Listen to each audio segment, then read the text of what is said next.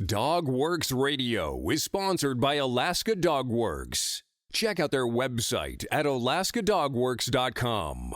Hi, this is Alex Stein, co-host of Mushing Radio on Dogworks Radio. We just completed our first storytelling season on the 1925 Serum Run. Almost 100 years later, the 1925 Serum Run is something that is still inspirational, amazing, and in many ways larger than life. We've gathered all of these episodes together on one page to make it easier for you to listen to them in order. Just go to dogworksradio.com/serumrun. That's SERUMRUN, no space, dogworksradio.com/serumrun. And while you're at it, don't forget to subscribe to Dogworks Radio at Apple Podcasts, Stitcher, or wherever it is that you go to listen to podcasts. Start your day tomorrow with The Daily Dog with Michele Forto, the morning podcast on Dogworks Radio.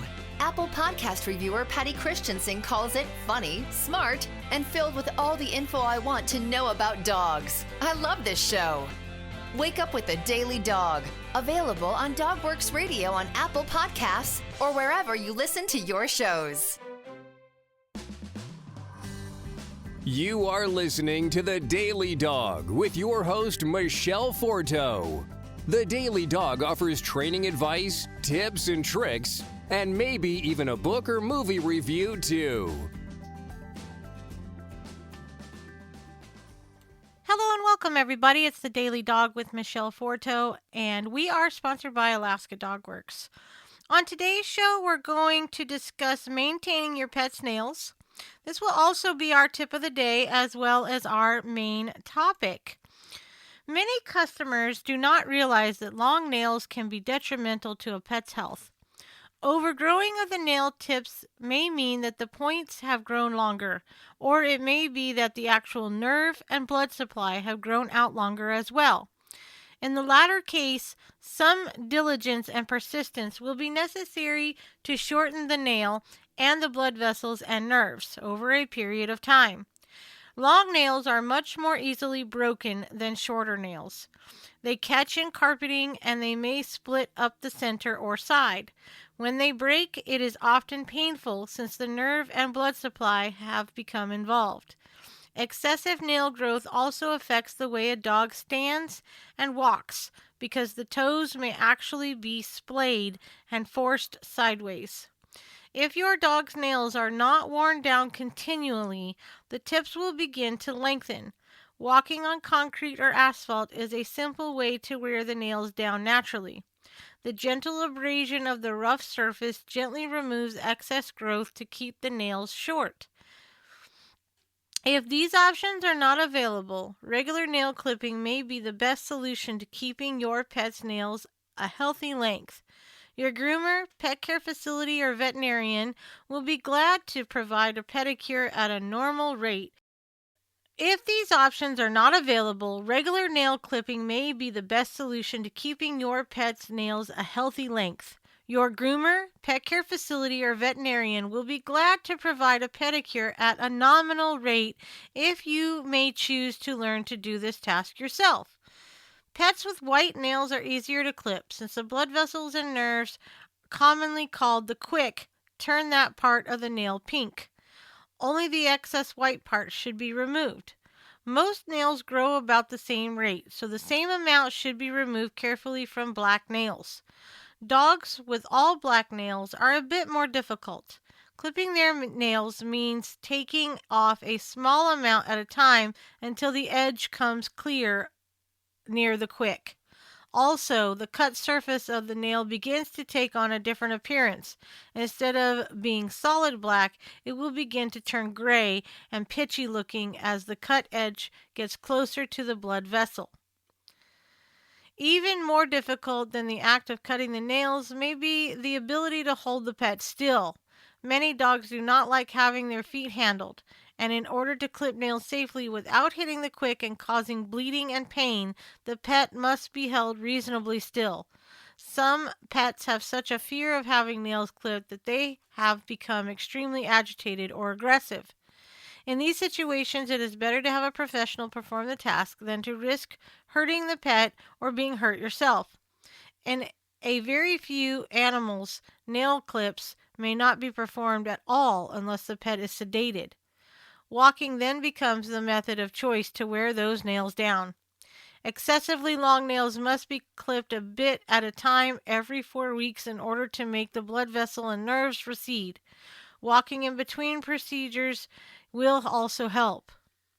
On to our breed of the day. The Schnauzer is of German origin, said to be recognized in pictures of the 15th century. The miniature Schnauzer is derived from the Standard Schnauzer and is said to have come from mixing of Alpenpinschers and Poodles with small standards. The miniature Schnauzer was exhibited as a distinct breed as early as 1899. Today's miniature Schnauzer in the United States is an elegant dog of the terrier group. While the breed resembles other dogs in this group, almost all of which were bred in the British Isles to go to ground to root out vermin of all kinds, his origin and blood are quite different, giving the miniature Schnauzer a naturally happy temperament. The breed is characterized by its stocky build, wiry coat, and abundant whiskers and leg furnishings.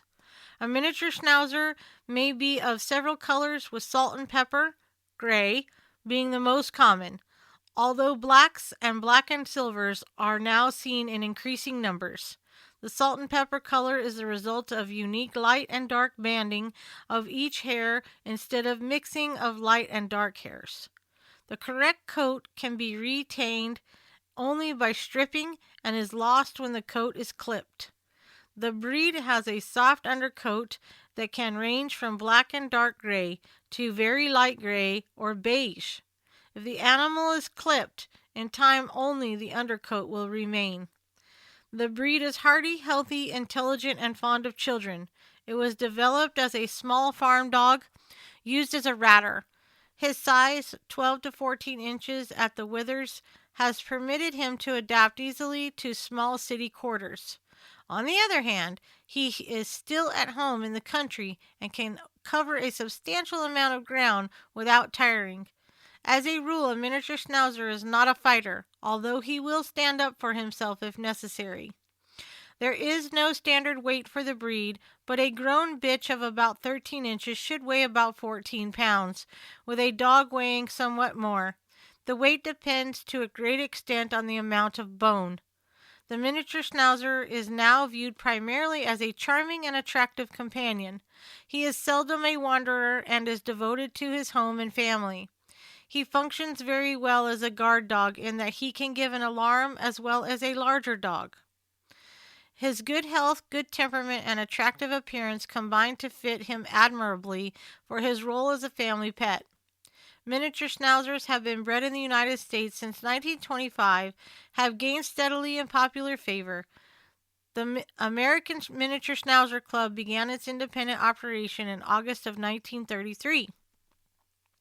Their general appearance. The miniature Schnauzer is a robust, active dog of terrier type resembling his larger cousin, the Standard Schnauzer, in general appearance and of an alert, active disposition.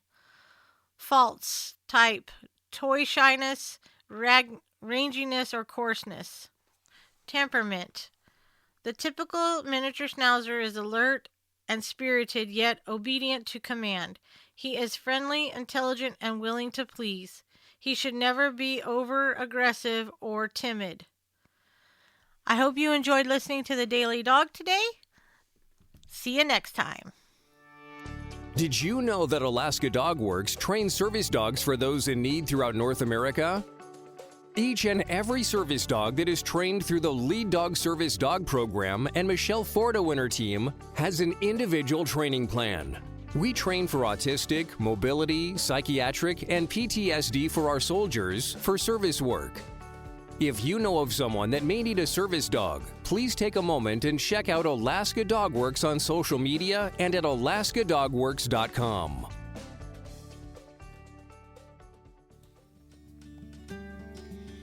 If you like our podcast, there are a few things you can do. You can take a couple of minutes and go to Apple Podcasts and leave us a 5-star review. You can also check out all of our DogWorks Radio sponsors and promotions in our show notes.